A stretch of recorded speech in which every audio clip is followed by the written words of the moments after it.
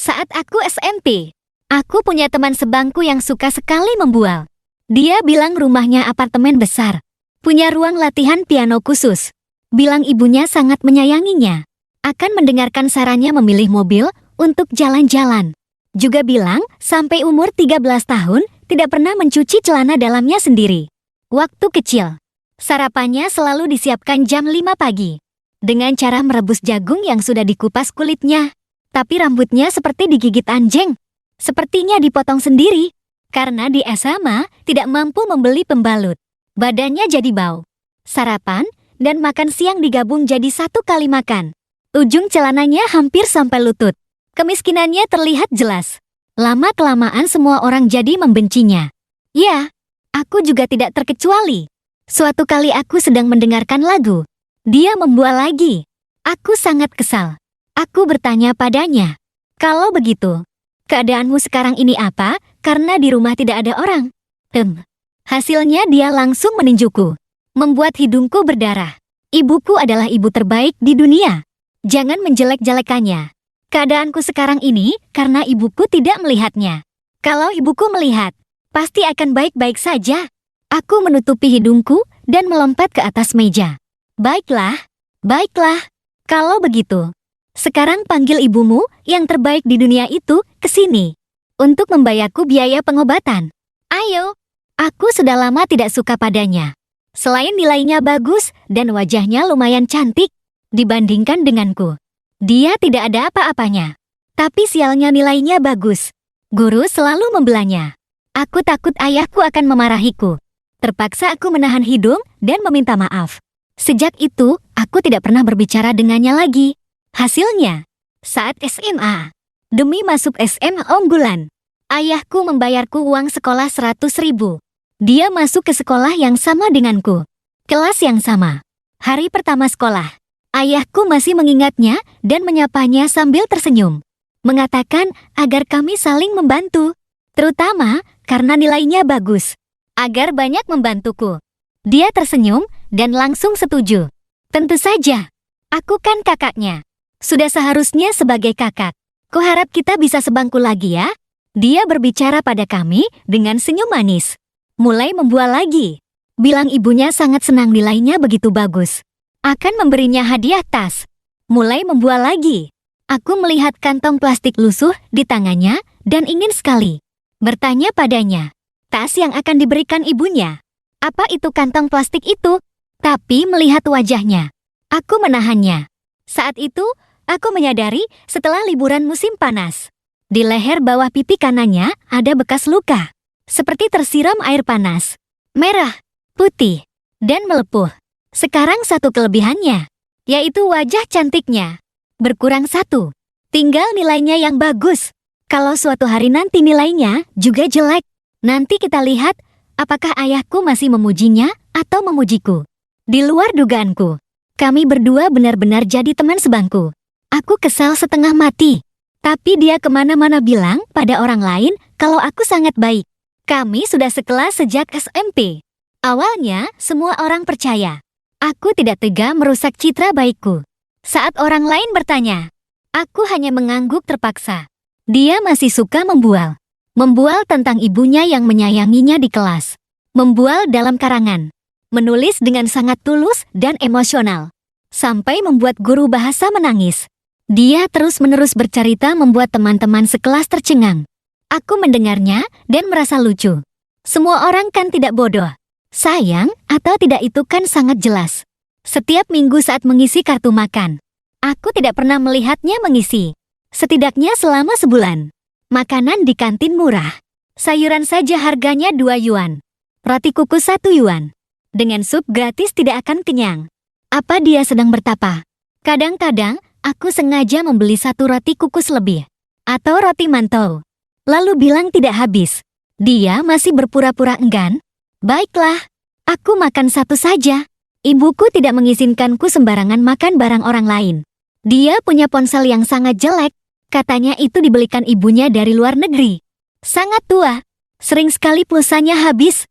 Setiap kali minta tolong teman mengisi pulsa 1 atau 2 yuan. Ponselnya jelek, tapi dia suka menelepon ibunya. Setiap malam jam 9.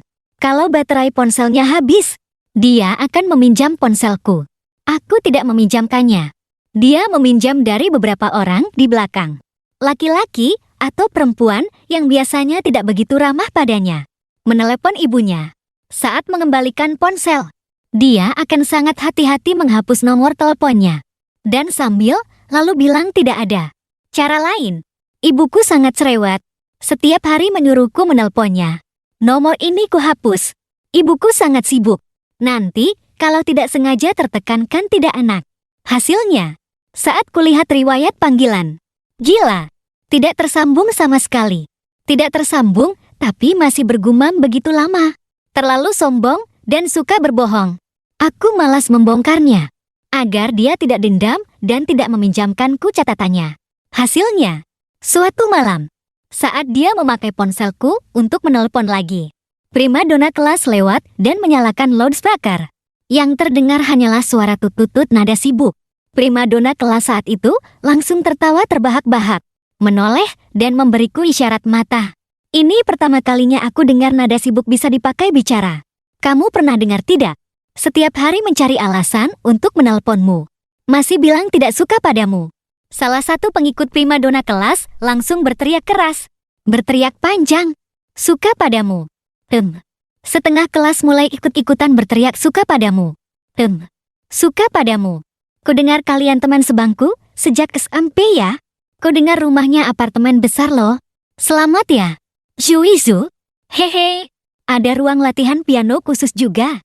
Wah, kaya sekali. Ibunya sangat menyayanginya. Calon mertua melihat menantu. Semakin dilihat semakin suka. Dia sampai umur 13 tahun tidak pernah mencuci celana dalamnya sendiri. Nanti celana dalammu juga tidak perlu dicuci. Dia membuka mulutnya lebar-lebar. Air matanya langsung mengalir. Hasilnya, begitu bicara, yang keluar adalah, ibuku benar-benar sangat baik padaku. Dia benar-benar sangat baik padaku. Dia sejak kecil sangat baik padaku. Kalian jangan berkata seperti itu. Rumahku benar-benar apartemen besar. Ibuku sendiri yang mendekorasi ruang latihan pianoku. Setiap hari latihan 2 jam. Kalau tidak cukup, dia akan menasihatiku. Bekas luka ini adalah tanda sayangnya padaku. Dia dari awal sampai akhir tidak menjelaskan sama sekali tentang suka atau tidak suka. Hanya mengulang-ulang kebohongan ibunya yang payah itu. Dengung. Aku merasa darahku naik ke kepala. Tiba-tiba aku menggebrak meja. Suka pun harus aku yang setuju. Lihat saja penampilanmu yang seperti hantu itu. Tapi setelah mengatakannya, aku menyesal. Aku sebenarnya ingin mengomentari karakternya. Tapi Lin Qingya langsung terdiam. Tiba-tiba mendongak. Menatapku lurus-lurus. Aku tidak berani menatap matanya. Apalagi meminta maaf. Hanya bisa marah karena malu. Mendorong beberapa anak laki-laki yang mengejek. Dan langsung pergi keluar. Dia tidak berbicara denganku. Itu belum seberapa. Dia bahkan mau pindah tempat duduk. Di sela-sela waktu belajar malam yang hampir berakhir, dia bertanya satu persatu siapa yang mau bertukar tempat duduk dengannya. Tidak ada yang mempedulikannya. Banyak anak perempuan di kelas tidak suka penampilannya yang jorok, tidak bersih, dan suka berbohong. Anak-anak laki-laki hanya mengejek. Mengejek boleh, tapi tidak berani macam-macam dengan Jiaoxi kekasih Kak Fang. Dia masih terus bertanya, seperti tidak mengerti bahasa manusia. Setelah bertanya ke semua orang, tidak ada yang setuju. Dia hanya bisa kembali berdiri di sampingku. Pelajaran belajar mandiri kedua akan dimulai. Bel berbunyi. Dia harus masuk ke dalam. Harus berbicara lebih dulu. Harus bertanya padaku, apakah bisa menggeser kursi sedikit. Dia menunduk menatapku. Poninya yang seperti digigit anjing terkulai. Tanpa suara. Aku pun menahan diri selama satu pelajaran tidak ke toilet. Kami saling berhadapan dalam diam. Aku memutar-mutar pena di tanganku. Seluruh pandanganku tertuju padanya. Dari awalnya. Selama dia memanggil namaku dan bilang minggir. Sampai hanya memanggil namaku. Sampai hanya berdeham saja sudah cukup. Tapi dia tidak melakukannya. Tepat saat aku tidak tahan lagi dan akan berbicara. Primadona kelas berkata, dia mau tukar. Primadona kelas duduk di depanku. Jadi Lin Qingya duduk di depanku. Teman sebangkunya seorang gendut. Si gendut banyak bicara dan mudah dibohongi. Demi menyontak PE, dia rela mendengarkan bualannya. Aku melihatnya dan merasa kesal. Aku orang yang jahat. Aku tidak bisa menahan diri saat melihat sesuatu yang menggangguku. Suatu hari, dia kembali bercerita pada si gendut tentang masa kecilnya. Saat ibunya menemaninya berlatih piano, bilang ibunya sangat memanjakannya. Kalau dia bilang tangannya sakit, ibunya akan memegang jari-jarinya, memijatnya satu persatu, lalu meniupnya. Dengan sangat bangga, aku menyahut dari belakang. Ibumu sangat menyayangimu. Kenapa tidak memberimu uang makan?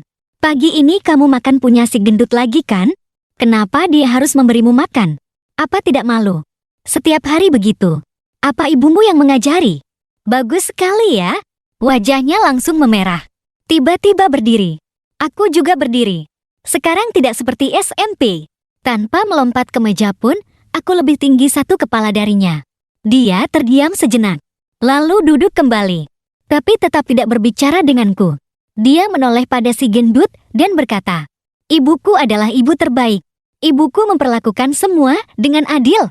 Selama ini, aku menghabiskan lebih banyak uang daripada kakakku. Uang saku, biaya asrama, uang sekolah. Kalau dihitung semua, tanpa recehannya pun ada 200.000. Jadi, karena itulah penggunaannya dikontrol ketat."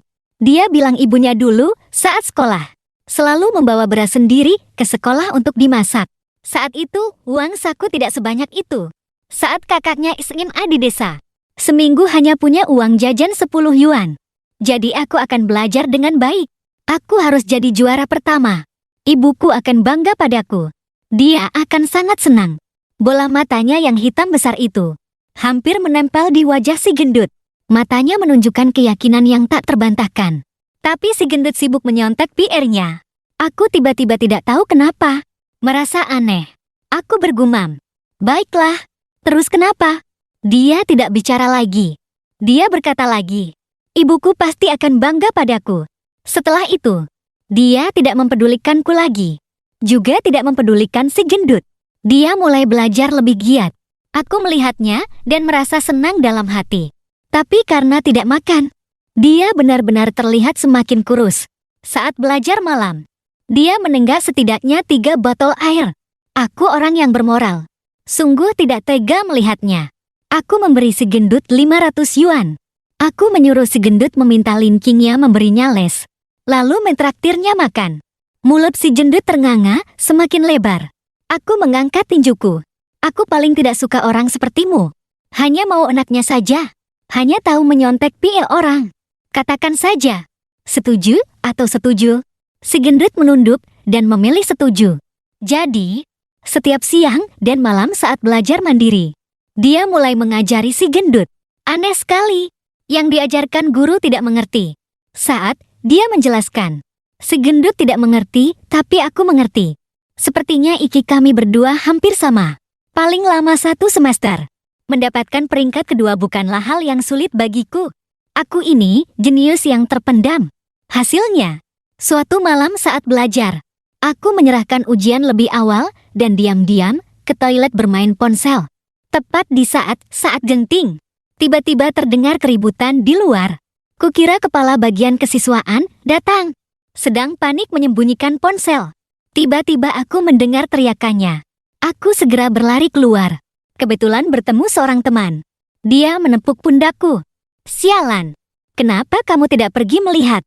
Istrimu mau dibunuh sama calon mertuamu. Kamu gila ya?" Aku malas meladeninya. Mempercepat langkahku. Lalu aku melihat pemandangan yang paling tak terlupakan. Seorang wanita paruh baya yang lumayan cantik, menjambak rambut Lin Qingya yang seperti digigit anjing. Menyeretnya dari lantai 3 ke lantai 1. Melewati begitu banyak anak tangga. Lin Qingya terjatuh satu persatu anak tangga. Dia memaki Lin Qingya, tidak tahu malu. Sama-sama anak perempuan keluarga Lin. Kenapa kakaknya begitu penurut? Tapi dia begitu murahan? Kalau bukan, karena ada yang memberitahunya. Dia tidak akan tahu manusia bisa serendah ini. Demi roti kuku seharga 5 yuan. Sudah berpegangan tangan dengan orang lain. Kalau aku tidak datang, apa kalian sudah mau berciuman? Si gendut yang tidak berguna itu berdiri di samping dengan wajah memerah. berkata terbata-bata. Kami tidak melakukan apa-apa, hanya membelikannya makan. Tapi ibunya tidak berterima kasih, hanya memarahinya seperti orang kelaparan. Lin Qingya akhirnya tidak tahan lagi. Ibu, aku lapar. Apa aku kekurangan uang darimu? Setiap bulan, aku menyuruh kakakmu memberimu uang saku. Kamu masih tidak puas. Masih mau berapa lagi? Mereka berdebat. Akhirnya, dia menangis dan berkata, baiklah, kalau begitu, berikan uang ayah padaku. Aku tidak mau bagian yang kamu sisakan untuk kakak. Aku mau uang ayah. Ternyata ini yang ditunggu-tunggu. Si serigala tak tahu berterima kasih. Ibunya gemetar karena marah. Menoleh ke sekeliling. Mengangkat pot bunga di samping. Dan langsung menghantamkannya ke kepalanya. Sekarang jangan harap bisa pisah harta. Kecuali aku mati. Darah hangat mengalir di wajahnya. Saat ini, dia terlihat sangat menyedihkan. Ternyata inilah ibu. Yang katanya sangat menyayanginya. Ternyata inilah ibu yang membuatnya diam-diam mengembalikan uang les. Dan menabung untuk membelikannya hadiah. Teman-teman sekelas berkumpul di sekeliling sambil menunjuk-nunjuk. Aku ingin lari ke sana. Primadona kelas menahanku kuat-kuat. Jangan pergi. Aku menoleh. Apa kamu mau melihatnya dipukuli sampai mati? Lin Qingya seperti binatang yang dikuliti. Dia menangis dan berkata, Ibu, bukankah ibu bilang harus adil? Kakak ada sedikit kemajuan.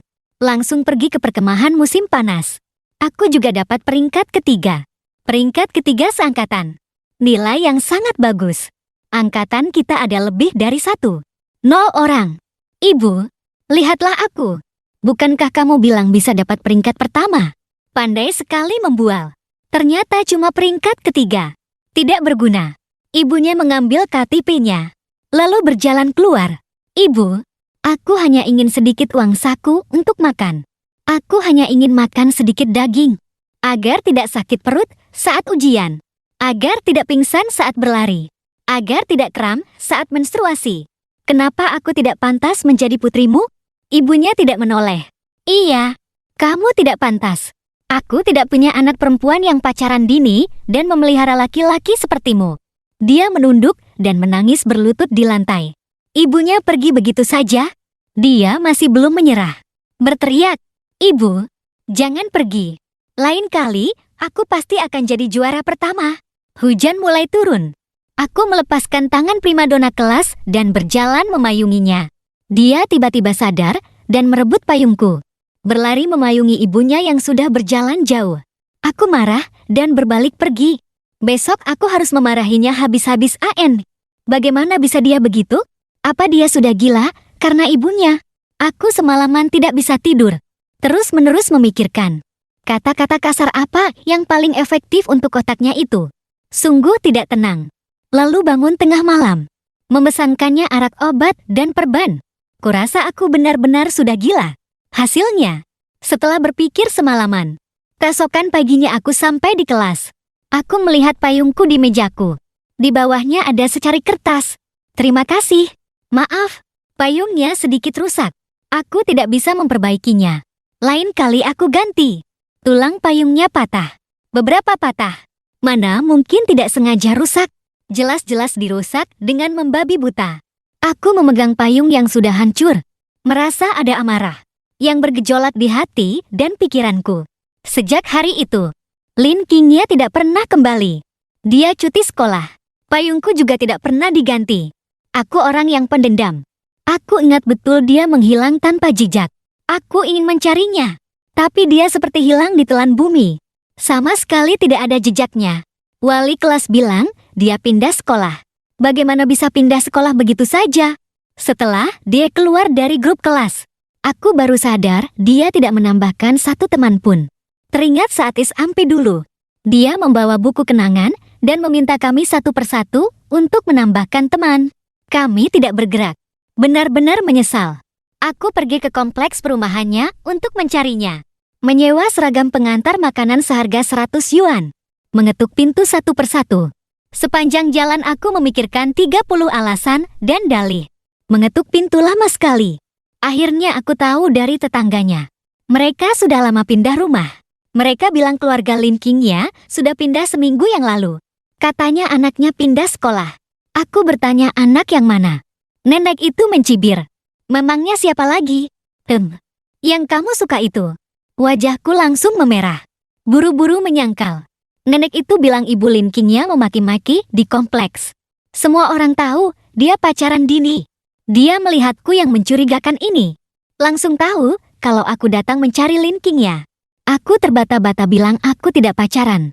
Aku datang untuk menagih utang. Lin Qingya itu berutang padaku. Nenek itu tiba-tiba menghela napas. Aku melihat Lin Qingya tumbuh besar. Barulah aku tahu. Ibu Lin Qingya sebelum menikah dengan ayahnya. Pernah menikah sebelumnya. Mantan suaminya seorang pemuda tampan berambut pirang. Pemabuk, penjudi, dan suka memukul. Ibunya sering dipukuli. Meninggalkan putrinya yang baru berumur beberapa bulan dan kabur. Kemudian, setelah dengan Lin Qingya menikah dengan ayahnya, dia mulai memikirkan putrinya yang dulu menderita. Waktu kecil, Lin Qingya juga pernah mengikuti berbagai macam les.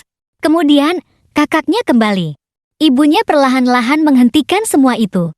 Dia tidak bisa menari, tidak bisa menyanyi, juga tidak bisa melukis. Setiap kali melihat Lin Qingya menyanyi atau bermain alat musik, dia menangis sendiri. Ibunya bilang semua adalah anak tetangga. Tidak boleh ada perlakuan khusus. Saat itu, Lin Qingya sedikit marah. Berteriak pada ibunya. Bukan begitu. Dia kan bukan anak ayahku. Ayahnya penjudi kronis. Dia bermargasu. Aku bermargalin. Dia tidak bisa belajar. Apa aku tidak boleh belajar? Kenapa kakaknya saat itu tidak bicara? Tapi keesokan malamnya hujan deras. Kakaknya kabur dari rumah sendirian. Pergi dengan piyama. Tidak membawa uang sepeser pun. Ibunya hampir gila. Lin Qingya terhuyung-huyung membawa payung mengejar. Keluar untuk memayunginya. Ibunya merebut payung itu dan melemparnya. Memarahinya serigala tak tahu berterima kasih. Lin Qingya ketakutan. Menangis dan berkata salah. Tapi ibunya menendangnya. Menyuruhnya berlutut di malam hujan. Terus memarahinya. Kalau kamu tidak bisa menemukan kakakmu, kamu berlutut sampai mati di sini. Masih bilang kenapa? Karena aku ibumu. Ini utangmu padaku. Kamu berutang pada kakakmu. Kamu begitu perhitungan. Apa nanti aku bisa mengandalkanmu di hari tua? Tidak punya hati nurani. Lin Qingya di tengah hujan. Menangis sampai hampir pingsan. Anjing di rumahnya lari keluar. Menarik-narik ujung bajunya ke dalam rumah. Dia memeluk anjingnya dan menangis terseduh-seduh. Siapapun yang memanggil, dia tidak berani bergerak sedikit pun. Kemudian, sampai hampir fajar, ibunya dan kakaknya akhirnya kembali. Kakaknya ditemukan di rumah sakit ayahnya. Kudengar saat ibunya menemukan kakaknya. Dia sedang berlutut di depan tempat tidur kosong ayah tirinya. Penyakit ayah Lin Qingya memburuk. Baru saja didorong ke ruang gawat darurat. Kakaknya menangis dan berkata pada ibunya. Dia datang karena ingin melihat ayahnya. Setelah dia datang, sudah lama menganggap paman sebagai ayahnya sendiri. Entah berapa malam, dia sangat menginginkan ayah seperti ayah Lin Qingya. Ayah seperti itu. Dia juga tidak mau ayah yang suka memukul. Tapi dia tidak punya. Ibunya pergi saat dia belum genap 1 tahun. Begitulah. Ibu Lin Qingya memeluk kakaknya, Su Mengyao, dan menangis. Dan malam itu, ayahnya tidak selamat. Lin Qingya menunggu semalaman. Yang ditunggu-tunggu adalah kabar duka ayahnya. Saat ibunya kembali sambil memeluk Su Mengyao. Dari awal sampai akhir, tidak meliriknya sama sekali. Nenek itu berkata, anak ini, Lin Qingya, dimanja oleh orang tuanya selama lebih dari 10 tahun. Hasilnya tiba-tiba dari putri kecil menjadi orang yang dibenci. Aduh, ibunya setiap hari bilang Lin Qingya membunuh ayahnya. Begitu dia menangis, kakaknya menangis lebih kencang. Kamu tidak tahu. Kakaknya setiap hari pura-pura sedih. Liciknya bukan main. Menindas Lin Qingya selalu berhasil. Ibunya setiap hari memaksanya untuk mengaku bahwa dia yang membunuh ayahnya. Tapi bagaimana bisa Qingya mengaku? Ibunya sangat membencinya. Bagaimana mungkin Qingya masih akan meminta uang padanya? Aduh, dia menghela napas panjang. Akhirnya dia bertanya padaku, berapa utangnya padamu? Biar aku yang bayar. Aku kembali ke sekolah. Ayahku sedang rapat di kantor. langsung menamparku. Anak nakal. Bilang aku sakit parah. Lalu pergi menjenguk orang sakit. Membuatku bersin seharian. Pergi kemana? Apa kamu keluyuran? Tapi aku masih tenggelam dalam urusan Lin King ya. Aku bertanya, Ayah, apa menurutmu di dunia ini benar-benar ada orang tua yang pilih kasih? Sampai menganggap anaknya sendiri sebagai musuh? Ayahku memukul kepalaku lagi. Apa-apaan ini? Membawa-bawa nenek moyang juga tidak ada gunanya. Sebenarnya pergi kemana? Aku bilang aku pergi menagih utang. Ayahku langsung sedikit tegang. Bertanya, apakah ada yang menggangguku? Mulai melirik wali kelas. Lalu bertanya, apa aku sudah dapat uangnya? Aku bilang belum. Tapi aku akan mendapatkannya. Menyuruhnya tidak usah ikut campur. Aduh, aku ini benar-benar aneh. Saat Lin King ya, masih ada. Aku melihatnya serba salah. Melihat si gendut itu juga tidak enak. Melihat mereka bicara di depan. Aku jadi kesal. Mengganggu belajarku. Mendengar teman-temanku bercanda tentang aku dan Lin King ya. Darahku langsung naik ke kepala. Ingin sekali memutuskan semua hubungan dengannya. Membuat pengumuman besar untuk memberitahu semua orang bahwa kami berdua hanya sebatas warga negara yang sama. Aku bahkan sengaja saat dia masuk membicarakan tipe idealku seperti apa. Semua kebalikannya. Rambut panjang, mata kecil, mulut besar, wajah tirus. Tapi Lin King-nya tidak berekspresi. Seperti tidak mendengar. Tapi aku jelas melihat kegelisahannya setelah duduk, menarik-narik rambut pendeknya. Tapi setelah dia tidak ada, aku tiba-tiba mulai merasa rambut pendek, mulut kecil, wajah bulat kecil semuanya enak dipandang. Bahkan si gendut itu, ejekannya pun terdengar enak di telinga. Aku menyuruhnya mengajariku, khusus pelajaran yang pernah diajarkan Lin King ya, padanya. Setiap langkah tidak boleh ada yang terlewat. Intonasinya juga harus sama. Setelah beberapa kali, si gendut mulai menghindariku. Dengan wajah pucat, Kak Fang, aku sebenarnya suka perempuan. Tunggu, kembali ke sini. Soal ini belum selesai dijelaskan. Bisakah kamu lebih serius? Kurang satu kalimat. Mari kita lihat di sini. Kurasa otakku mungkin tertular oleh Lin King ya. Pulang ke rumah saat akhir pekan. Aku melihat seekor anjing border collie putih liar di jalan. Bahkan cara anjing itu memakan rumput pun terlihat seperti Lin King ya. Poninya yang seperti digigit anjing itu. Aku memanggil, Lin King ya.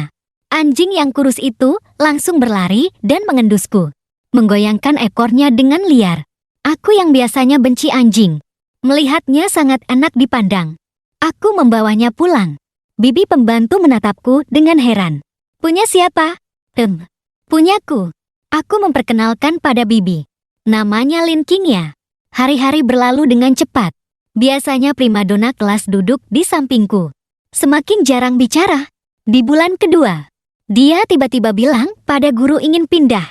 Sebelum pergi, dia memberiku sebuah alamat. Hanya memberitahuku 2 kata. Kelas 3. Alamat yang kudapatkan menunjukkan nama sebuah SMP di kota kecil yang cukup jauh. Hanya dengan melihat alamat itu, aku tiba-tiba sadar. Jadi saat pelajaran belajar mandiri, aku tiba-tiba berdiri. Wali kelas menatapku dengan aneh. Aku bilang ayahku sakit. Kali ini sakit parah. Aku harus pergi menjenguknya. Begitulah. Aku naik kereta semalaman ke kota itu. Keluar dari stasiun jam 3 pagi. Tukang ojek melihat posturku yang setinggi 185 cm. Tidak mau mengantarku ke kota kecil di bawah. Aku menyewa sepeda di stasiun, mengikuti navigasi dan mengayuh dengan susah payah selama lebih dari 3 jam. Dikejar 2 anjing galak sejauh setengah mil. Akhirnya sampai di SMP itu. Jam 6 pagi lebih. Di luar sudah ada yang menjual sarapan. Aku membeli semangkuk bubur panas. Setelah meminumnya, aku merasa lebih baik. Pergi ke toko sebelah yang sudah buka dan membeli sekotak xiaolongbao. Ada satpam di gerbang sekolah. Aku mencari seorang siswi untuk membantunya membawakan tas. Lalu berhasil menyamar sebagai kakaknya dan masuk ke sekolah. Aku masuk ke gedung sekolah. Waktu masih sangat pagi. Tidak banyak siswa. Aku melihat denah lantai. Lalu bergegas naik ke atas. Sampai di lantai 3 yang sepi. Seharusnya di sini. Kelas 10/3. Aku berdiri di depan pintu kelas. Tiba-tiba sedikit tidak berani bergerak. Aku tidak tahu untuk apa aku berlari semalaman ke sini. Untuk apa aku datang? Untuk apa membeli sekotak bakpao? Kelas kosong. Aku menyalakan lampu. Berdiri di mimbar dan menunduk untuk melihat. Tidak ada denah tempat duduk. Tapi dengan sekali lihat, bukunya berantakan.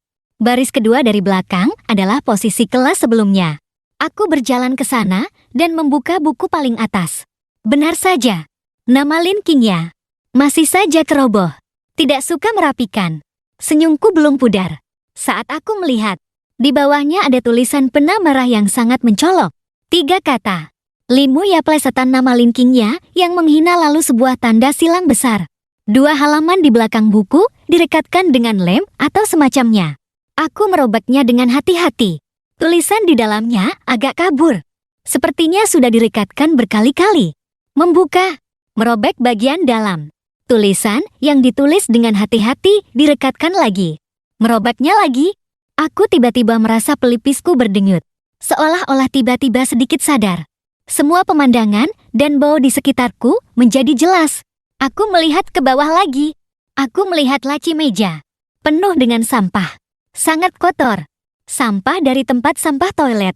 Sepertinya baru diletakkan. Aku bahkan melihat pembalut bekas. Kursinya goyang. Satu kakinya tidak stabil. Meja di atasnya berantakan. Lebih baik dari beberapa yang patah. Kedua bagian atasnya terlihat seperti dililit plester. Aku memindahkan meja itu ke mimbar. Lalu duduk di kursi sebelahnya. Yang pertama kali masuk untuk membaca pagi adalah seorang gadis. Terlihat seperti murid yang baik. Kurus. Berjalan sambil menunduk. Tidak berani menatap mata orang. Dia berdiri di samping dan bertanya pelan. Permisi, kamu mencari siapa? Aku berkata. Kudengar di kelas kalian ada seorang gadis bernama Lin Qingya. Ekspresi gadis itu agak rumit, langsung melihat ke arah pintu.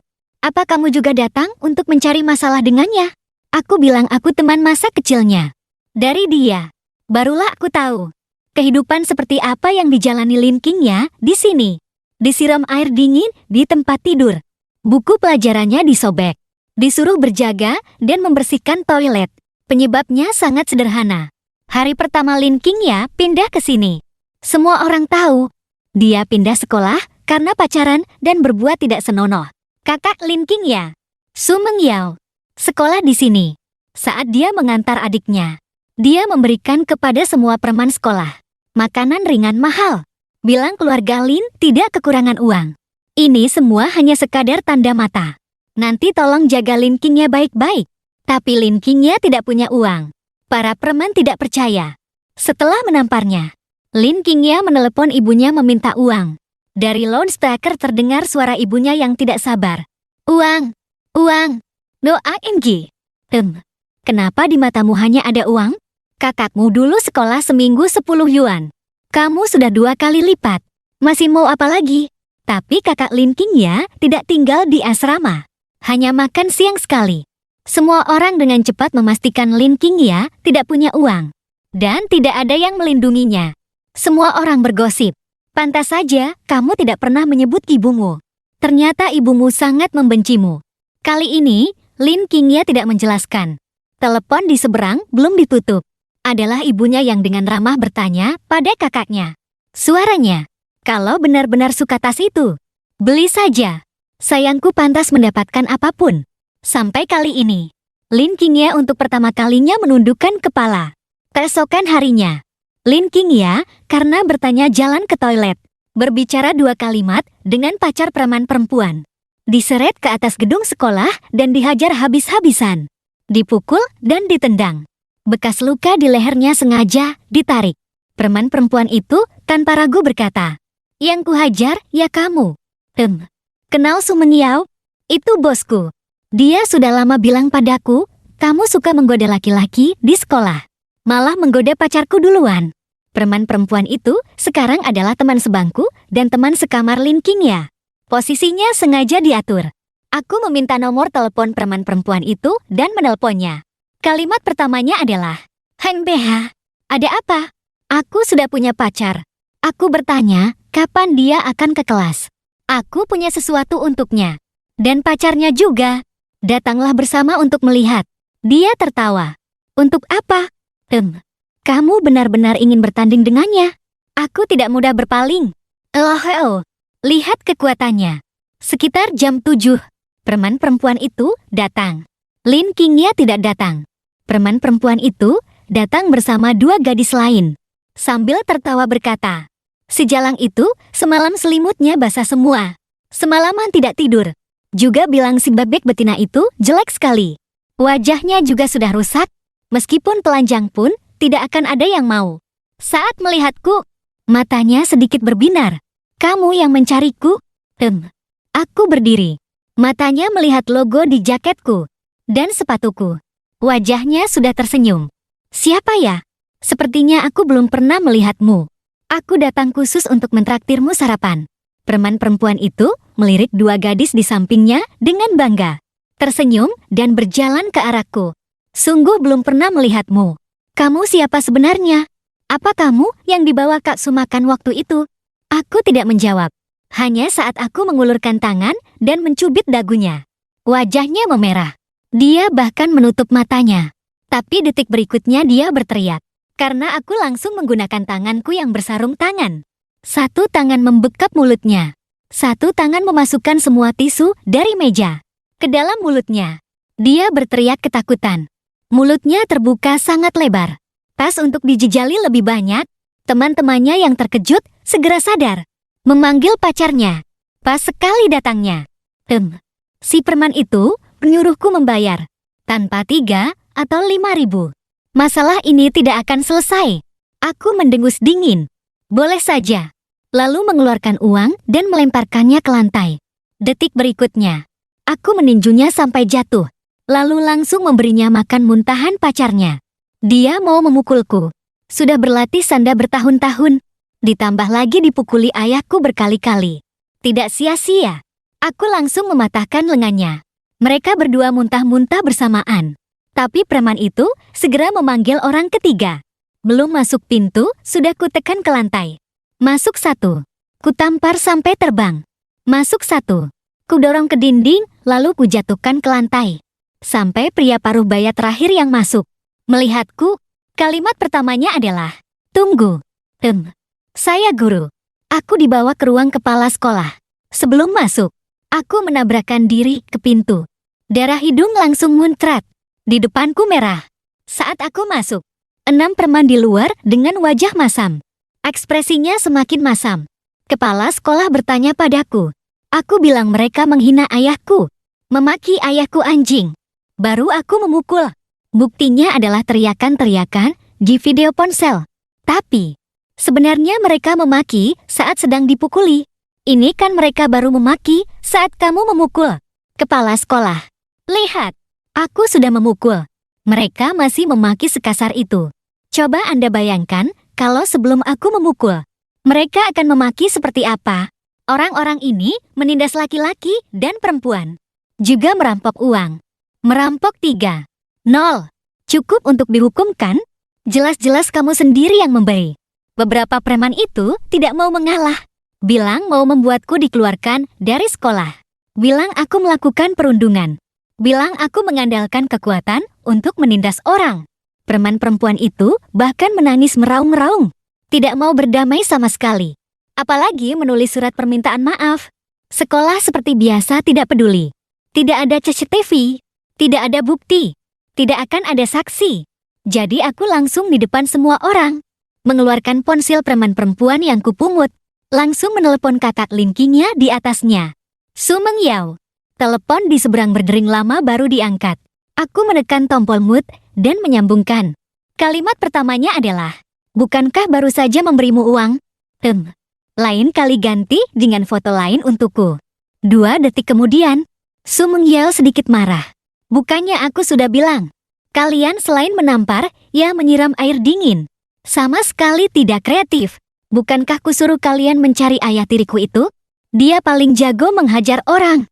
Sebaiknya suruh dia membuang si jalang kecil ini kembali. Biar dia merasakan kehidupanku. Barulah kedatangannya tidak sia-sia. Aku menoleh pada kepala sekolah. Wajah kepala sekolah agak masam. Aku ingin beberapa preman ini berlutut dan meminta maaf pada Lin Qingya. Ini tidak sulit. Kepala sekolah bilang, selama masalah ini tidak sampai keluar. Aku menghapus rekaman di ponsel. Maka tidak akan menjadi masalah. Di tangga gedung sekolah, wajah preman perempuan itu berubah-ubah. Akhirnya dia berlutut bersama beberapa preman lainnya. Siswa di sepanjang jalan menunjuk-nunjuk. Berjalan jauh dan melihat bolak-balik. Menunggu Lin Qingya datang. Dia secara naluriah ingin menghindar. Dihentikan oleh asisten kepala sekolah. Mengisyaratkannya untuk berjalan ke depan. Dia menunduk dan berjalan melewatinya. Beberapa preman itu dengan wajah pucat. Dengan enggan. Tapi terpaksa tersenyum. Memanggil nama Lin Qingya. Sebelumnya kami salah. Maaf. Lin Qingya tertegun sejenak. Menatap mereka dengan tatapan kosong.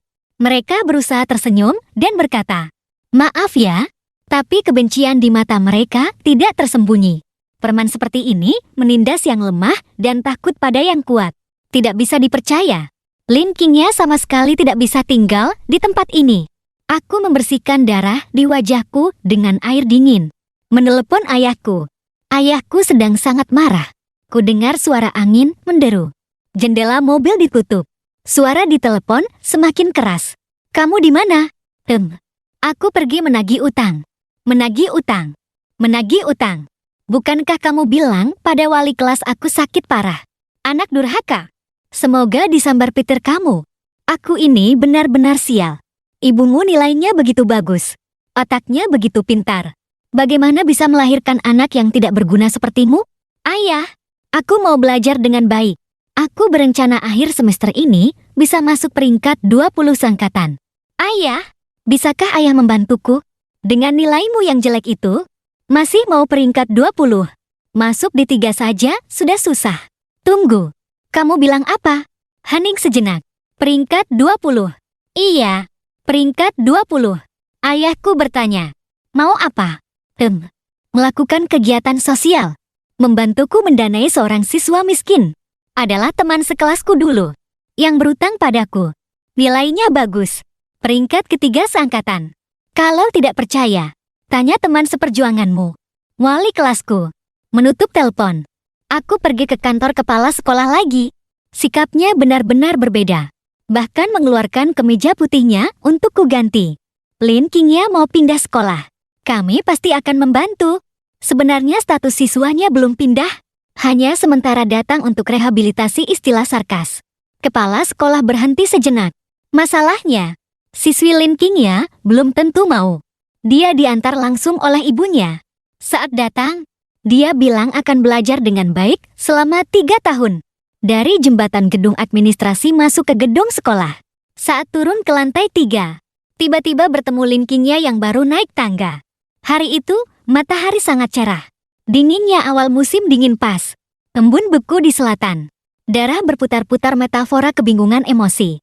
Aku turun ke anak tangga pertama. Di antara terang dan gelap, pandanganku tiba-tiba tertuju pada sebuah wajah di bawah sinar matahari. Dia perlahan naik mengikuti sudut tangga. Satu tangan tanpa sadar menekan lehernya. Bekas luka kecil, ramping, dan indah. Seperti sebuah puisi kuno di buku pelajaran yang tidak bisa kuhafal. Dia semakin kurus. Pandangannya melewatiku dan terus ke atas. Setelah beberapa saat, dia menoleh lagi menatapku. Berjalan 2 langkah, menoleh lagi menatapku. Ketiga kalinya, dia akhirnya yakin. Di tangannya ada sebuah buku catatan yang ditulis semalaman. Ditulis sedikit demi sedikit di bawah lampu toilet. Dia bertanya padaku, "Fang Yuan, kenapa kamu di sini?" Apa kabarmu?" Matanya langsung berpaling. "Baik-baik saja." "Lumayan." "Bohong lagi." Aku menatapnya. Kenapa wajahnya semakin kecil? Matanya semakin besar.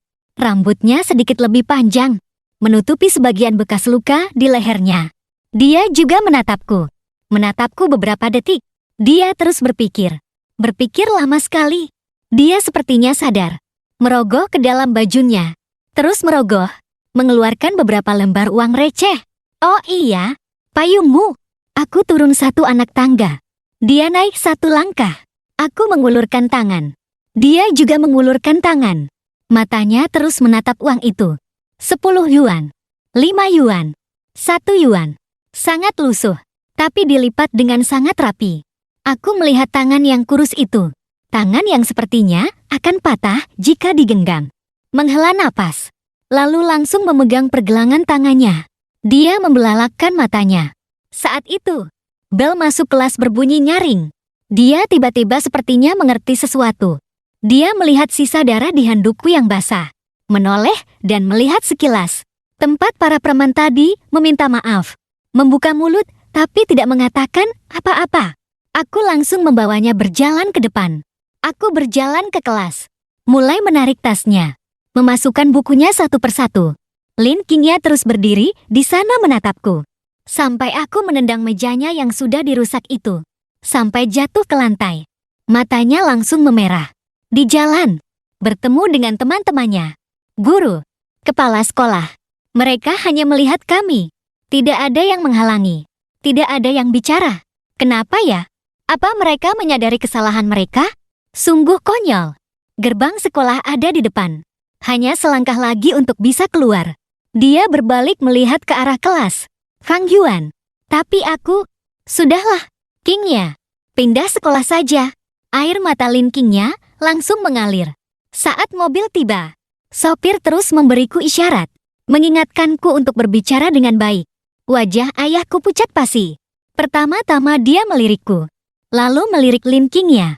Aku mengingatkannya. Peringkat 20 di angkatan. Lalu melihat Lin Qingya lagi. Peringkat ketiga di angkatan. Ayahku dengan wajah dingin menarik napas dalam-dalam. Dia memberikan tablet di tangannya kepadaku. Aku baru saja bertanya.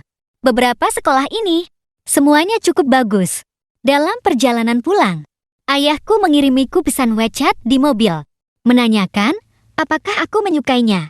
Aku langsung menyangkalnya. Bagaimana mungkin?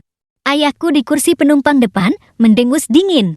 Setelah beberapa saat, dia mengirimiku foto seekor anjing. Kalau tidak suka, kenapa memelihara anjingnya? Dia bahkan menemukan foto Lin Qingya sebelumnya. Foto bersama dengan anjing gembala putihnya. Di padang rumput. 1 orang dan 1 anjing tersenyum dengan ceria dan manis.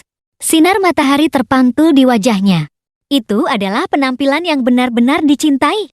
Ayah selalu teliti. Aku tahu dia sedang menatapku. Tapi saat itu, aku tidak bisa mengalihkan pandanganku. Setelah beberapa lama, aku menjawab, kalau aku bilang ini kebetulan, apa kau percaya? Ayahku mendengus dingin lagi. Lin Qingya tampak sedikit kanggung. Dia melirikku. Aku langsung berkata, Lin Qingya, kau juga jangan terlalu banyak berpikir. Apalagi merasa kegiran. Aku membantumu murni untuk membantu ayahku. Tugas kegiatan amal perusahaan ayahku tahun ini belum selesai. Dia sedang cemas dan marah. Kali ini ayahku tidak mendengus. Dia menatapku selama 3 detik melalui kaca spion dengan mata menyipit. Membalasku dengan satu kata, pengecut. Apa yang ditakutkan? Hati orang tua itu sudah keras. Tidak bisa memahami kebaikan hati anak muda. Melihat gadis cantik langsung berpikiran macam-macam. Aku membantunya. Murni karena kasihan padanya. Sama seperti memungut anak anjing. Ya, memang seperti itu. Awalnya, Lin Qingya khawatir ibunya akan mencarinya. Akan khawatir. Tetapi tidak pernah sekalipun. Dari awalnya menelpon sekolah lama setiap minggu untuk bertanya. Hingga kemudian 2 minggu sekali. Sebulan sekali. Dia sudah lama tidak bertemu ibunya. Selama liburan musim dingin. Untuk mendapatkan uang saku. Dia bekerja sebagai pelayan di hotel. Ternyata kakaknya merayakan ulang tahun kedewasaannya di hotel itu. Hari itu, dia pulang sangat awal. Dan juga memasak makan malam lebih awal. Meninggalkan catatan yang mengatakan dia sedikit lelah, ingin tidur lebih awal. Begitu melihat catatan itu, aku tahu dia berbohong. Kemudian pada malam hari, manajer lobi menelepon ayahku. Aku mendengar beberapa kalimat, langsung pergi ke ruang monitor. Dalam rekaman monitor, dia yang menunduk hendak pergi, dipanggil oleh Sung Mengyeo yang mengenakan gaun pesta panjang. Ibunya berjalan mendekat sambil membawa gelas anggur. Kalimat pertama yang diucapkannya adalah memarahinya. Kau, menjadi pelayan di sini? Berpura-pura untuk siapa? Apa kau harus membuat kakakmu malu di depan semua orang? Baru kau puas? Kau berbicara dengan nada memelas untuk siapa? Apa aku tidak memberimu makan atau minum? Hingga kau harus datang ke sini untuk menamparku? Aku tidak bisa melupakan tatapan sedihnya saat menatap ibunya. Manajer lobi masuk dengan tergesa-gesa. Lin Qingya ternyata masih meminta maaf. Manajer, maafkan aku. Aku sudah merepotkanmu. Tapi ibunya malah marah. Satu tamparan mendarat di wajahnya. Pada orang luar kau minta maaf. Pada keluarga sendiri kau membantah. Kau menyebabkan kematian ayahmu. Apa kau sudah minta maaf? Kau membuat kakakmu menangis. Apa kau sudah minta maaf? Kau bahkan bilang kakakmu yang membuat ayahmu marah. Pergi, pergi, pergi. Dia berteriak pada kerabat lainnya. Mengatakan bahwa Lin Qingya tidak lulus ujian. Mencuri uang keluarga dan membuat ayahnya marah hingga meninggal. Busuk dari akarnya. Diberi uang, 3 hari sudah habis. Tidak bisa menerima kakak kandungnya sendiri. Bahkan mengadu dan menjelek-jelekkan kakaknya. Nilainya sangat buruk dan tidak berbakti. Di masa depan, apa bisa diandalkan? Kakaknya sangat pandai berpura-pura. Sudahlah, Bu. Adik masih kecil. Hanya ingin uang dan sedang merajuk. Jangan sampai kau marah dan sakit. Ibunya semakin marah. Baiklah, aku ingin lihat seberapa keras kepala dirimu. Ingin uang? Kan tanda tanya. Karena kau bisa menghasilkan sendiri. Maka jangan minta uang dariku. Dia lupa terakhir kali Lin Qingya meminta uang saku padanya. Sudah 2 bulan yang lalu. Dia lupa bahwa putri bungsunya ini belum genap 18 tahun. Masih seorang pelajar. Sekalipun perutnya sekecil kucing. Setiap hari juga perlu makan. Dia lebih-lebih lupa. Saat aku mengirimkan rekaman suara Su Mengyao itu padanya. Mengingatkannya untuk melihat baik-baik wajah putrinya yang lebih tua itu. Mendengar sepihak membuat buta. Terlalu memihak membuat bodoh. Musik mulai berbunyi. Pesta ulang tahun kedewasaan di hotel berlanjut sesuai dengan ritual. Saat Lin Qingya berjalan keluar dari hotel, kue ulang tahun 5 tingkat didorong keluar. Di atasnya tertulis ucapan dengan coklat. Selamat ulang tahun, Lin Xiao. Selamat ulang tahun. Ini adalah nama baru yang diberikan ibunya untuknya. Kakaknya menginginkan seorang ayah. Ibunya memberinya seorang ayah dan menaunginya. Di bawah sayapnya sendiri. Biasanya mengatakan akan adil. Ternyata semua keadilan itu diberikan pada si teh hijau itu. Saat aku sampai di rumah, pelipisku masih berdenyut-denyut. Piring-piring di meja makan ditutupi. Aku melihat sekeliling. Menuangkan 2 gelas besar air panas. Pintu kamarnya tidak terkunci. Aku mengetuk pintu. Menunggu sebentar, lalu masuk. Tirai tidak ditarik. Cahaya bulan masuk. Memantulkan cahaya seperti air. Selimut menggembung dengan satu kepala yang sedikit bergetar. Aku meletakkan air di atas meja. Dia berkata dari dalam selimut, perasaan bisa berubah. Angin bertiup di luar. Meniup dahan-dahan pohon hingga berisik. Awalnya, aku ingin memarahinya. Nada suaraku tanpa sadar melemah. Yang dulu disukai. Sekarang bisa jadi tidak disukai. Yang dulu tidak disukai. Mungkin sekarang jadi suka. Manusia memang selalu berubah. Apa yang kau bicarakan? Tiba-tiba telingaku terasa panas seperti melihat hantu. Lin Qingya berkata. Tapi ada beberapa perasaan yang tidak akan berubah. Fang Yuan, menurutmu begitu? Kan tanda tanya. Begitu mendengar namaku disebut, wajahku tiba-tiba juga mulai terasa panas. Mungkin ya. Beberapa mungkin tidak berubah. Dia membuka selimutnya. Wajahnya berlinang air mata. Dia menatapku. Fang Yuan. Tapi kenapa giliranku? Semuanya berubah. Di postingan media sosial di ponselnya yang menyala. Ada foto kakaknya yang licik itu. Dengan caption yang sangat manis. Putriku yang paling kusayangi. Padahal sebutan-sebutan itu dulunya milik Lin Qingya. Dulu ibunya berkata, Lin Qingya sudah hidup enak.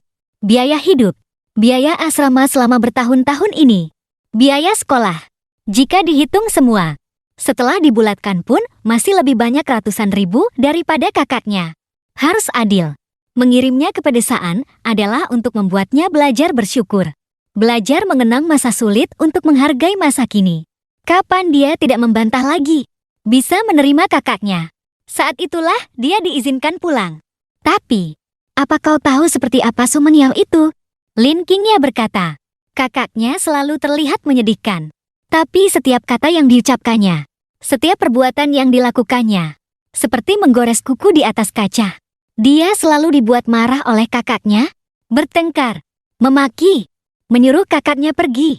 Lalu pada akhirnya ditampar oleh ibunya hingga jatuh ke lantai. Kakaknya menambahkan pil kontrasepsi ke dalam makanannya, menaruh kondom di dalam tas sekolahnya.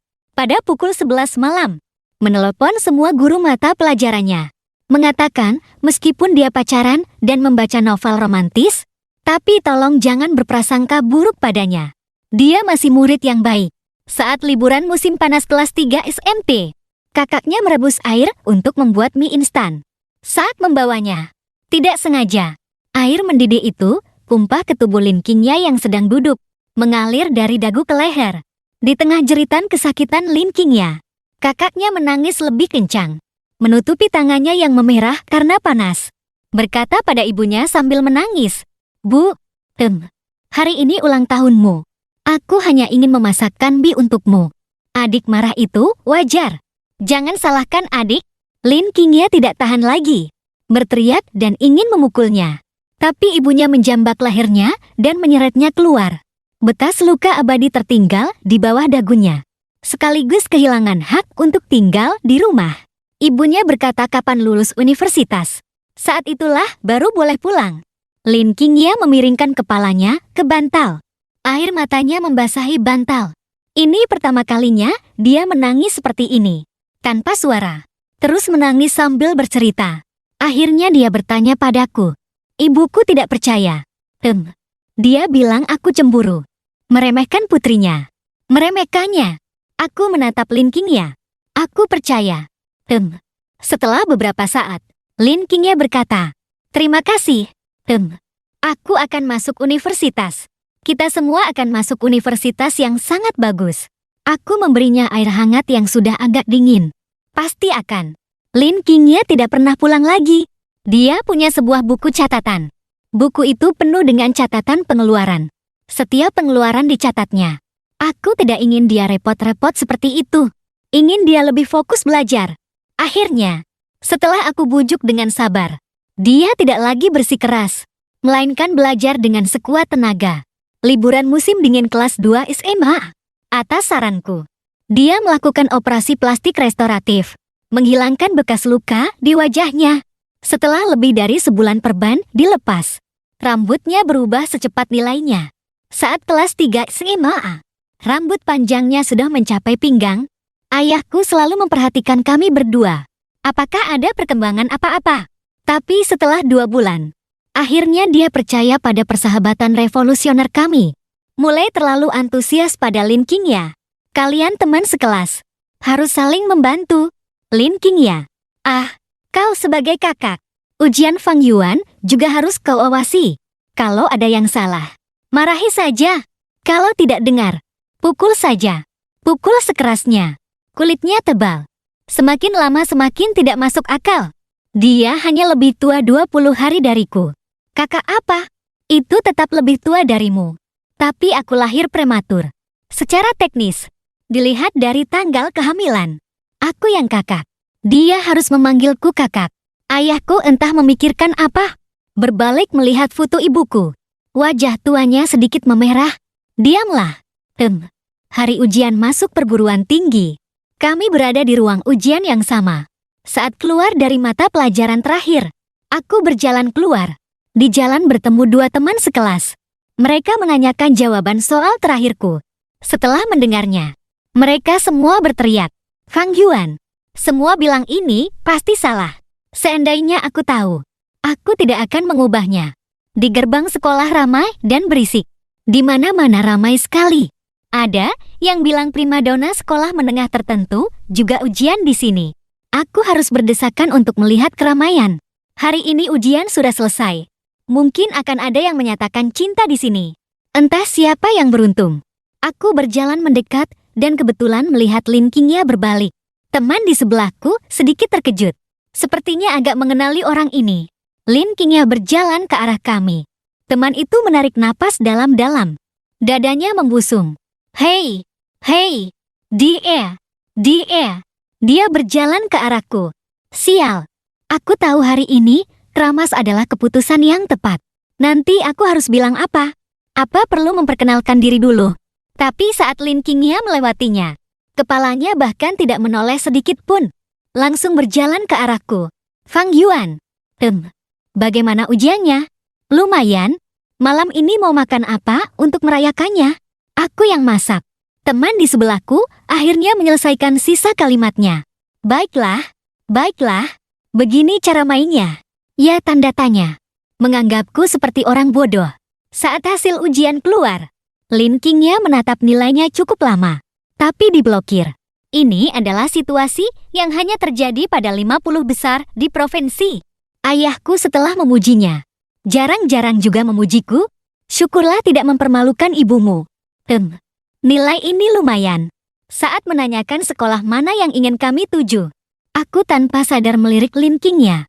Ayahku bertanya padaku secara pribadi. Anak bodoh, mau jadi pengecut sampai kapan?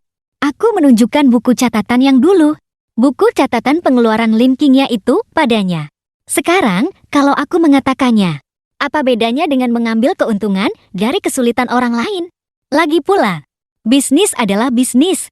Nanti uang ini bukannya jadi utang mati. Itu tidak boleh. Aku berkata dengan tegas. Menurutmu, apa yang aku katakan benar? Kan tanda tanya. Ayahku berkata, benar.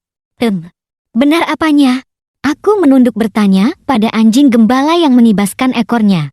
Lin Qingya. Menurutmu apa yang aku katakan benar? Kan tanda tanya. Anjing gembala itu mengangkat kakinya dan kencing di kakiku, lalu lari. Dan pada saat itu, Ibu Lin Qingya yang sudah lama menghilang, tiba-tiba teringat akan putrinya ini. Memintanya untuk pulang sebentar. Mengatakan bagaimanapun juga mereka adalah keluarga. Merindukannya. Lin Qingya menatap pesan itu cukup lama. Terutama kalimat merindukannya. Matanya sedikit memerah. Dia menatapku. Aku berkata, kau putuskan sendiri. Kalau mau bertemu, ya temui saja. Tidak akan rugi apa-apa juga. Mungkin ibuku tahu aku tidak berbohong. Tahu tentang semua itu. Mungkin ibuku hanya merindukanku. Dia berkata pelan. Kau tahu? Waktu kecil aku suka tidur larut. Kadang-kadang aku bangun kesiangan. Ibuku akan meminta izin pada guruku. Aku pemilih soal makanan. Tidak suka yang ada kulitnya. Ibuku akan mengupas kulit roti kukus. Kulit jagung. Semuanya dikupas untukku. Dia juga punya buku resep. Di dalamnya semua makanan kesukaanku. Anak yang kurang kasih sayang selalu menyimpan fantasi. Hati yang diselimuti cinta selalu merindukan untuk kembali seperti semula. Ibunya juga bertanya apa yang ingin dia makan. Akan memasakkannya sendiri. Dia bilang ingin makan bakso goreng yang dulu sering dia makan waktu kecil. Alamat rumah baru itu adalah sebuah komplek perumahan mewah. Ibunya menyewanya. Katanya baik untuk masa depan kakaknya mencari jodoh. Aku menunggunya di bawah gedung apartemen. Lalu aku melihat kakaknya pulang. Melihat Sung Mengiao dari dekat. Wajahnya penuh dengan riasan. Perhitungannya terlihat jelas di wajahnya saat melewatiku. Awalnya, dia tidak berekspresi. Tapi kebetulan kunci mobilku jatuh ke tanah. Dia membungkuk untuk membantuku mengambilnya. Wajahnya tersenyum. Kau juga tinggal di komplek ini? Sebelumnya tidak pernah melihatmu. Punya satu unit rumah, tapi tidak ditinggali. Namaku Lin Xiao. Halo. Dia tersenyum lembut. Setelah menambahkan WeChat, aku melihat-lihat postingan media sosialnya tanpa ekspresi. Makanan, jalan-jalan, kata-kata mutiara. Dan postingan terbarunya adalah, kerabat yang paling kau benci. Tiba-tiba datang ke rumahmu dan tidak mau pergi. Bagaimana caranya? Minta saran. Di bawahnya dia membalas satu persatu. Iya. Sangat licik. Merusak wajahnya sendiri. Memfitnah orang lain. Sangat kejam. Tentu saja harus hati-hati. Tapi semua orang tahu seperti apa dia. Aku terus menonton siaran langsung kamera Lin Qingya. Ini adalah permintaan kuatku. Mengatakan takut dia akan dirugikan. Lebih banyak orang. Lebih banyak saksi.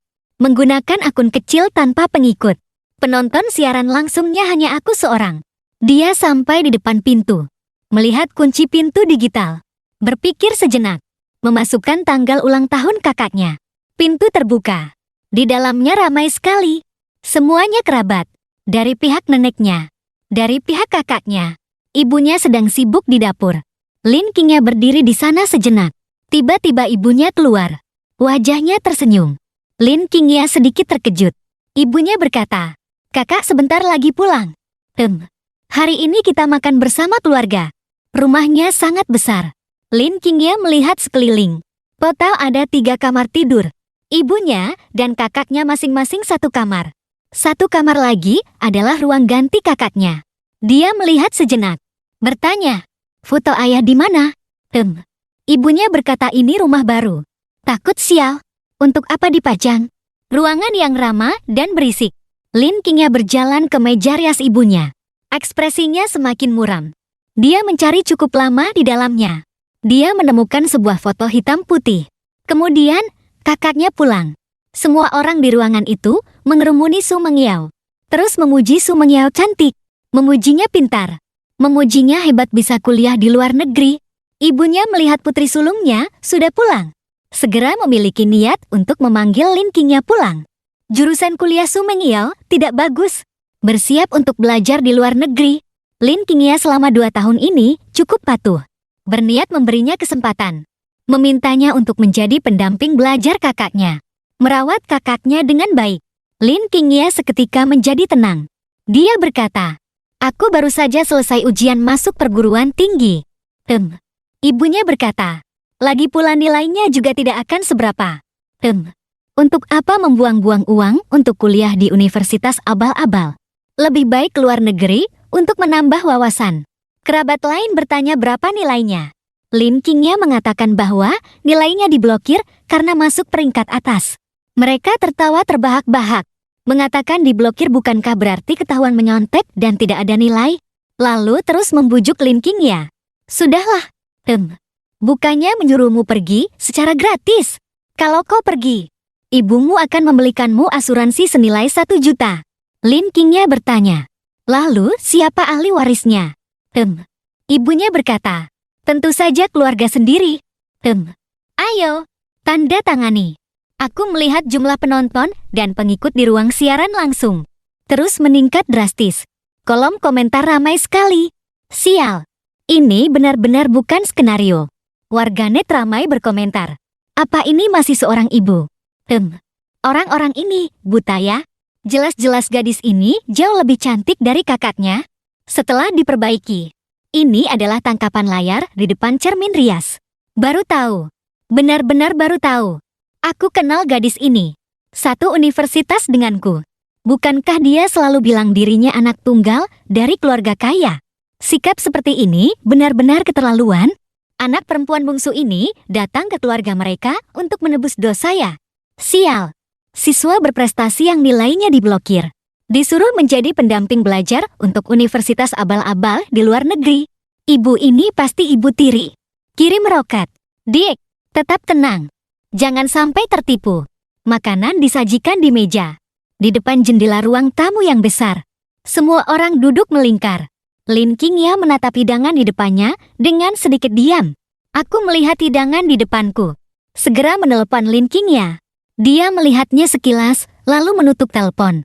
Lalu mengambil sumpit. Aku terus menelpon. Dia terus menutupnya. Dia mulai mengambil lauk. 1 meja penuh udang. Bakso udang goreng. Bihun udang. Udang rebus. Udang tumis kering. Udang goreng mentega. Jagung udang. Lin Qingya alergi udang. Sejak kecil. Tapi ibunya justru memasak begitu banyak. Karena Su Mengiao suka. Karena takut Su Mengiao mengira ibunya lebih menyayanginya. Ibunya sengaja. Dia juga tahu itu. Ibunya sengaja. Tapi dia tetap memakannya suap demi suap. Ibunya makan dengan tenang. Semua orang di meja menatapnya dengan tatapan yang sama. Sampai-sampai Su Mengiao meletakkan sumpitnya. Ibunya membuka mulut menatapnya. Sepertinya ingin berbicara. Lin Qingya juga menatap ibunya. Menunggu ibunya berbicara. Bintik-bintik merah mulai muncul di wajahnya. Bintik-bintik itu semakin banyak di pipinya. Ibunya pada akhirnya tidak mengatakan apa-apa.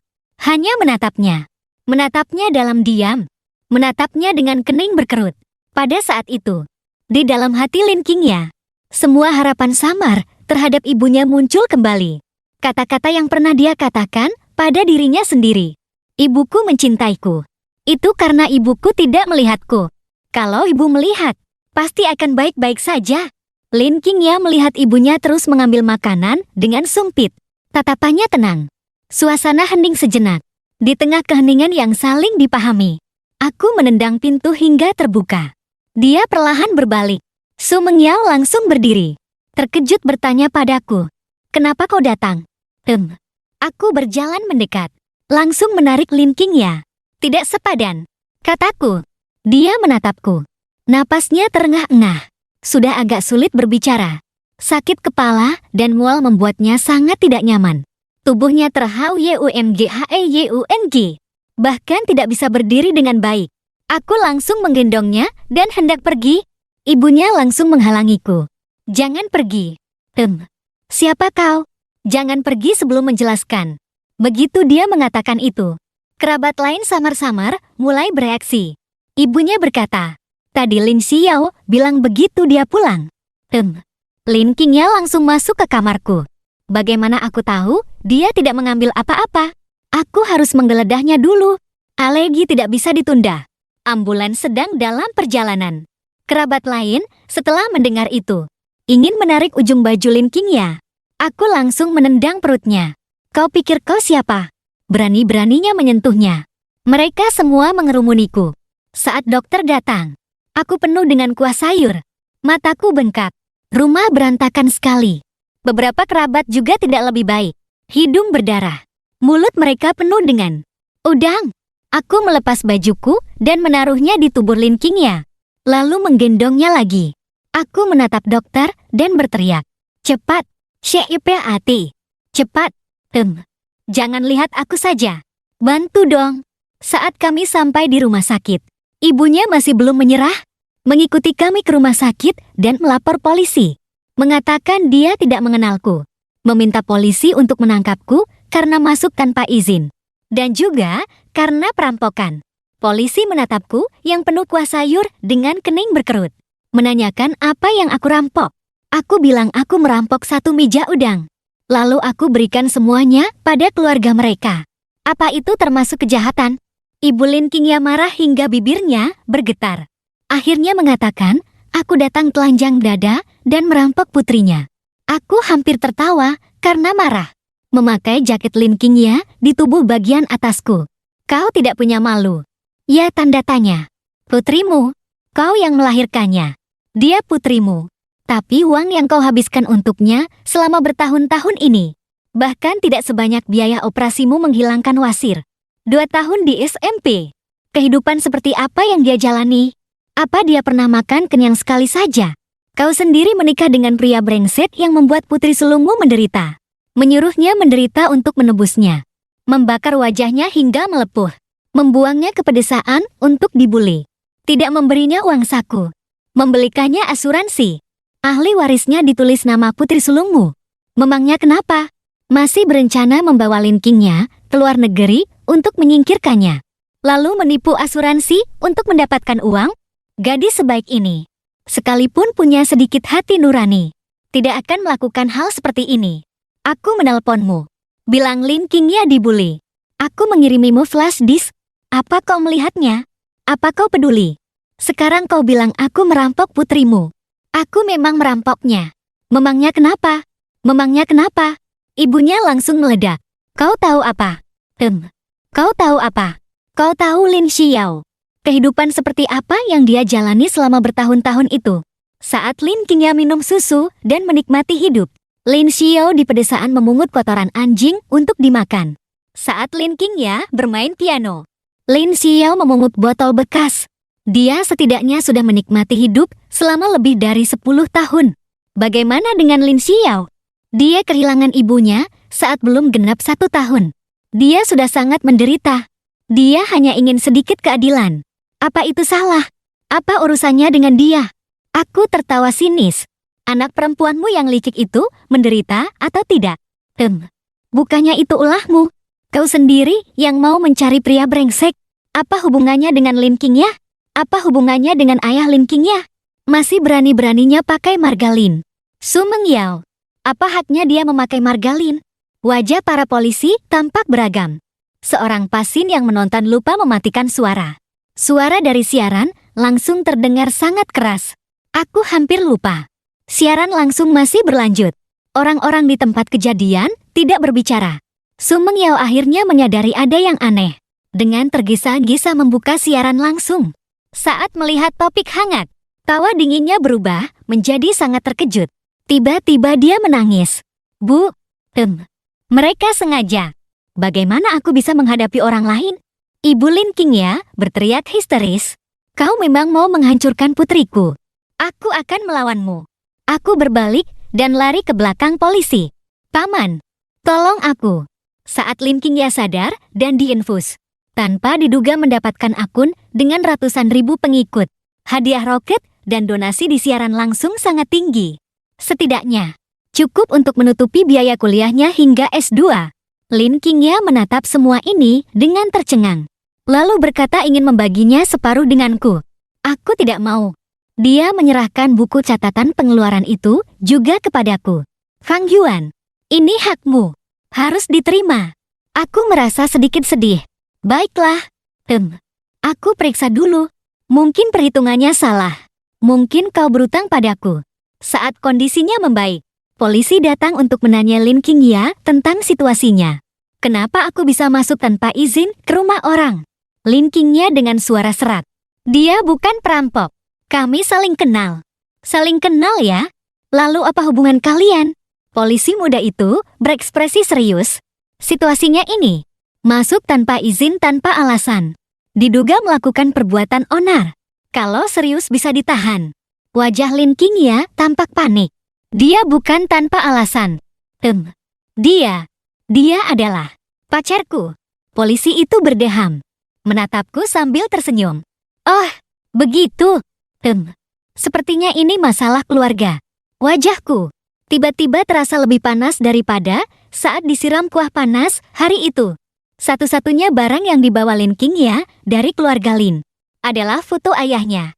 Dia memblokir ibunya, mengganti nomor telepon. Saat pengumuman kelulusan ujian, masuk perguruan tinggi. Sekolah seperti biasa memasang pengumuman kelulusan. Ibu Lin Qingya tetap mendapatkan kabar itu. Tapi dia tidak bisa menghubungi Lin Qingya. Malah menelponku. Lin Qingya peringkat pertama di seluruh sekolah. Nilainya sangat bagus.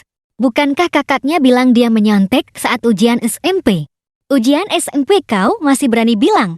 Kalau bukan, karena anak perempuanmu yang tidak tahu malu dan licik itu menaruh obat pencahar di minumannya. Apa dia bisa dapat nilai jelek? Lagi pula, bukankah dia sudah memberitahumu? Dengan kondisi seperti itu saja, dia bisa masuk sekolah unggulan.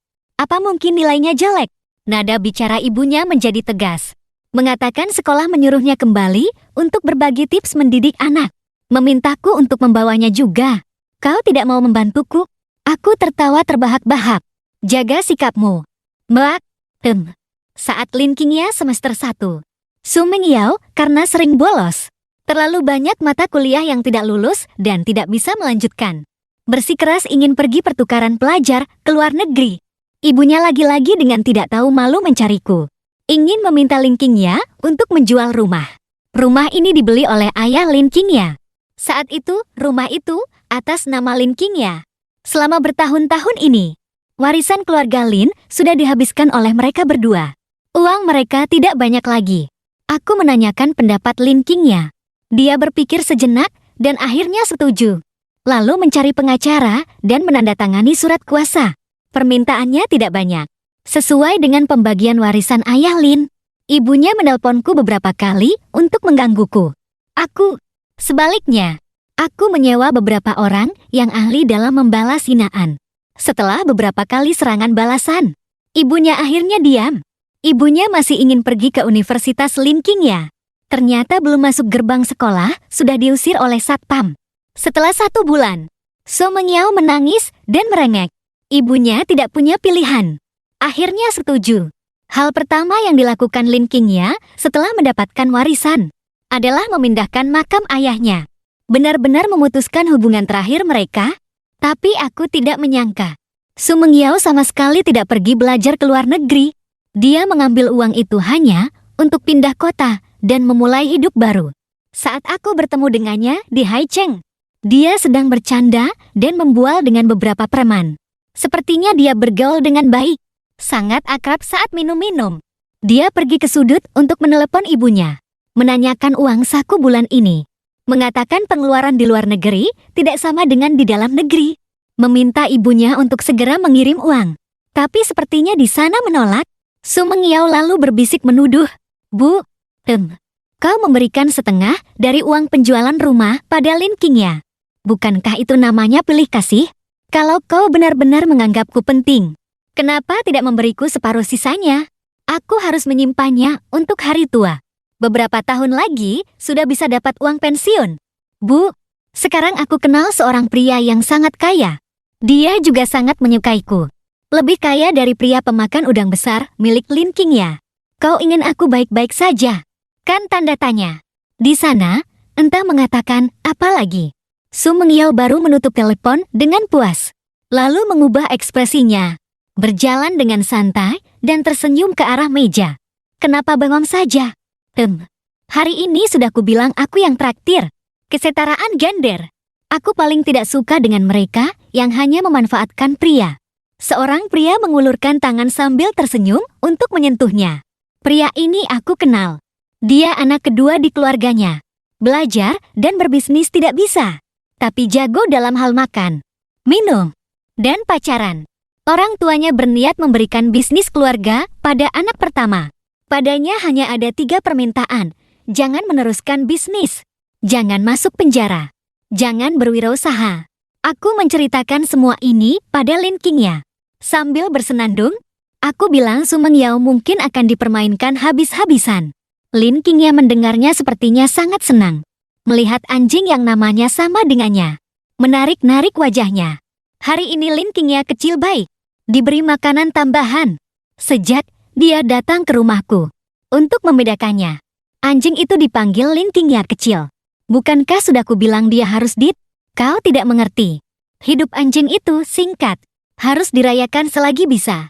3 bulan kemudian, pria itu menikah. Kabarnya hamil di luar nikah. Ayahku menerima undangan.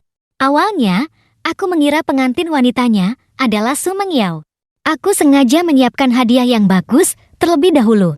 Ternyata setelah datang baru tahu pengantin wanitanya bukan dia. Di lokasi pernikahan, Su Mengiao datang membuat keributan. Memegangi perutnya. Hamil bisa menikah. Aku juga mengandung anaknya. Aku sudah periksa. Ini laki-laki. Putra sulung kalian. Hanya punya 1 anak perempuan. Apa kalian tidak ingin anak laki-laki? Wajah mereka semua sangat tidak enak dilihat. Su Mengiao masih terus mendesak. Saat itu, ibunya maju. Dia berdiri di sana dan mengangkat tangan. Sekretarisnya dengan cepat mengambil sebuah map. Berisi data yang sudah aku siapkan dengan baik. Telah dilemparkan ke tubuh Su Mengiao. Lengkap dengan gambar dan teks. Ada data dia membule teman sekelasnya sejak SMP. Foto CCTV saat dia berpacaran dengan preman. Selama SMA, dia membuat 2 siswi putus sekolah. Ada ijazah palsu kuliah di luar negerinya. Nilainya sama sekali tidak memenuhi syarat untuk mendaftar ke sekolah manapun. Yang disebut belajar di luar negeri hanyalah jalan-jalan sebentar. Identitasnya sebagai anak orang kaya yang punya banyak kontrakan. Juga hanya sebagai penyewa. Menyewa rumah di komplek paling mewah. Lalu berpura-pura menjadi pemilik untuk bergaul di mana-mana. Wajah Su Mengiao semakin pucat. Akhirnya, dia menatap pengantin pria dan menangis. Tapi semua ini karena aku terlalu mencintaimu. Aku hanya ingin pantas untukmu. Apa itu salah? Aku mengandung anakmu. Pengantin pria sangat marah. Kau pacaran dengan 3 orang sekaligus. Semuanya melakukan hal yang salah. Atas dasar, apa kau bilang anak ini anakku? Su Mengiao menatap ibu pengantin pria dengan tatapan memelas. Air mata mengalir di wajahnya yang tahan air. Kau hanya memandang rendah orang miskin dan mencintai orang kaya. Kau hanya meremehkanku karena aku miskin. Meremehkanku karena aku tidak punya uang. Di dunia ini, kalau tidak punya uang, apa bahkan tidak pantas bicara cinta? Sambil berbicara, dia terus mengangkat ponselnya. Jelas sedang siaran langsung. Mungkin ingin mencari jalan keluar dari situasi putus asa. Siapa tahu bisa jadi selebgram atau semacamnya. Ibu pengantin pria menatapnya dengan jijik. Kau yang tidak baik. Apa hubungannya dengan miskin? Kenal orang ini? Kan tanda tanya. Lin Qingya adalah juara ujian masuk perguruan tinggi yang sesungguhnya. Semester 3 sudah dapat jaminan masuk S2. Pengetahuan dan kepribadiannya tidak tercela. Kalau dia menyukai anakku, sekalipun tidak punya uang sepeser pun, aku akan menerimanya. Orang sepertimu, sekalipun ditawarkan gratis, aku merasa jijik. Pengantin pria buru-buru menoleh. Kak Fang, ibuku hanya memberi perumpamaan. Dan pada saat itu, Su Mengiao baru melihat di belakang kerumunan Lin Qingya yang berdiri berdampingan denganku. Lin Qingya menatap matanya lurus dan maju selangkah. Penampilannya sopan. Menatapnya dengan tenang. Hampir dalam sekejap, rona marah di wajah Su Mengiao benar-benar memudar. Dia berbalik dan lari terbirit-birit. Aku merekam seluruh kejadian itu, sekaligus mengirimkan rekaman itu pada Ibu Lin Qingya. Dulu kau bilang, aku akan menghancurkan putrimu. Lebih baik menghancurkannya. Aku hanya membantu sedikit. Sekarang lihat baik-baik. Apa dia sudah hancur? Su Mengiao sudah lama tidak ada kabar. Justru Ibu Lin Qingya yang segera ada kabar. Karena uangnya sudah dikuras habis oleh Su Mengiao. Videonya marah-marah di komplek perumahan kembali menjadi viral. Dalam video itu, dia memaki Su Mengiao tidak tahu berterima kasih. Mengatakan dia selalu melindunginya. Memihak padanya. Mengatakan dia menutupi kesalahannya. Dulu, saat dia pergi ke rumah sakit ayah tirinya. Ayah tirinya sakit. Dia yang dengan sabar mengeluh hingga perawat dipecat. Dia yang menutup mata sebagai kompensasi untuk putrinya. Dia bertanya pada Su Mengiao, apa itu belum cukup? Su Mengiao berkata, tidak cukup. Utang pinjaman online yang harus dia bayar masih kurang 300. Lalu dia merampas uang saku ibunya bulan itu. Bu, bukankah kau paling mencintaiku? Aku hanya ingin pindah tempat untuk memulai lagi. Lin Qingya bisa mendapatkan orang kaya. Aku juga bisa. Kali ini, aku hanya tidak sengaja. Lain kali aku pasti berhasil. Ini uang untuk beli obatku. Hari itu komplek perumahan ramai seperti tahun baru. Semua orang merekam video. Tidak ada yang mau melapor polisi. Rumah sewaan Ibu Lin Qingya semakin murah. Tetap saja tidak cukup untuk pengeluaran. Selama bertahun-tahun, dia tidak pernah bekerja. Pekerjaan seperti petugas kebersihan, dia anggap terlalu melelahkan. Dia menggugat Lin Qingya. Mengatakan dia tidak memenuhi kewajiban menafkahi. Tapi Lin Qingya tidak punya sumber penghasilan. Dia menyerahkan bukti. Mengatakan dia sedang kuliah dan berencana melanjutkan ke S2 setelah lulus S1. Di masa depan, mungkin akan mengambil S3 atau semacamnya. Dihitung kasar, kira-kira 10 tahunan. Ibu Lin Qingya mana bisa bertahan. Dia datang ke kampus Lin Qingya untuk membuat keributan. Dia mulai memanggil Lin Qingya dengan nama kecilnya lagi. Sejak Su Mengiao datang, dia selalu memanggil Lin Qingya dengan nama lengkapnya. Tidak pernah lagi memanggilnya dengan nama kecilnya. King, ibu hanya punya kau. Dia menangis sambil menyeka air mata di bawah gedung asrama Lin Qingya. Menangis pada setiap mahasiswa yang lewat. Ibu hanya punya kau. Lin Xiao, dia sekarang sudah berubah. Ibu sekarang benar-benar tidak punya pilihan lain. Apa kau akan diam saja melihat ibu mati? Mati di kampus kalian. Dia terus mengeluh tentang keadaannya yang menyedihkan sekarang. Saat sedang asyik bercerita, tiba-tiba seseorang dari lantai 2 menyiramkan seember air. Aduh, Bu, maaf, salah siram. Seorang mahasiswi berkata, aku kira di bawah itu orang. Dulu waktu punya uang, dipanggil Lin Qingya. Dasar tidak tahu malu. Sekarang tidak punya uang baru panggil King. Orang ini ya, memang harus tidak tahu malu baru bisa hidup lama. Menurutmu begitu? Kan tanda tanya. Suara diskusi dengan mikrofon terdengar sangat keras. Benarkah? Apa ini namanya simpati orang picik? Siapa yang menderita? Dia yang benar. Kalau begitu, mahasiswa kedokteran pasti tak terkalahkan. Ngawur. Apa mahasiswa matematika tidak punya tempat? Aku yang jualan di pinggir jalan saja diam. Standar masuk kampus kita sekarang makin rendah ya. Yang bukan manusia juga bisa masuk. Bagian keamanan harus dilaporkan. Lalu Lin Qingya berjalan keluar. Mata ibunya langsung berbinar. Suasana hening. Dia berjalan ke arah ibunya. Melewatinya begitu saja. Tidak berhenti sedikit pun. Berjalan dengan langkah tegap. Tidak melirik kerumunan penonton sedikit pun. Menghela napas panjang. Ibunya jelas tidak mengerti. Kenapa Lin Qingya menjadi seperti ini? Dia dengan hati-hati mengejarnya. Dengan tatapan memelas. Sama seperti Lin Qingya dulu. Memohon pada ibunya dengan rendah hati. Dalam fantasinya, ibunya mencintainya selamanya. Tapi dalam kenyataannya, dia sudah lama dibuang. Dalam fantasinya, semua orang menyukainya. Dia punya banyak teman baik. Dia berusaha menyapa semua orang. Bercerita tentang apa saja. Tapi dalam kenyataannya, dia selalu dibully dan dijek. Lin Qingya tidak melirik ibunya sedikit pun. Meninggalkannya terpaku di tempat. Hujan turun semakin deras. Aku berdiri di tempat sambil memegang payung.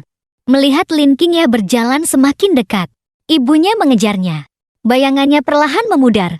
Payung yang bertahun-tahun lalu itu sudah diperbaiki kembali. Lin Qingya membawanya.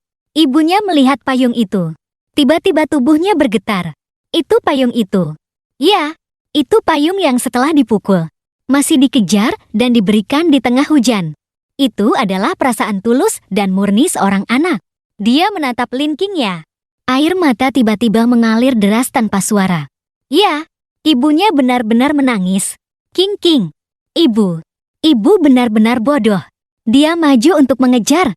Tapi Lin Qingya tidak menoleh ke belakang sekalipun. Beberapa luka tidak bisa disembuhkan dengan apapun. Luka-luka yang membekas itu selamanya terukir dengan kata-kata jahat. Luka pada akhirnya akan sembuh. Tapi rasa sakit itu tidak seharusnya dilupakan.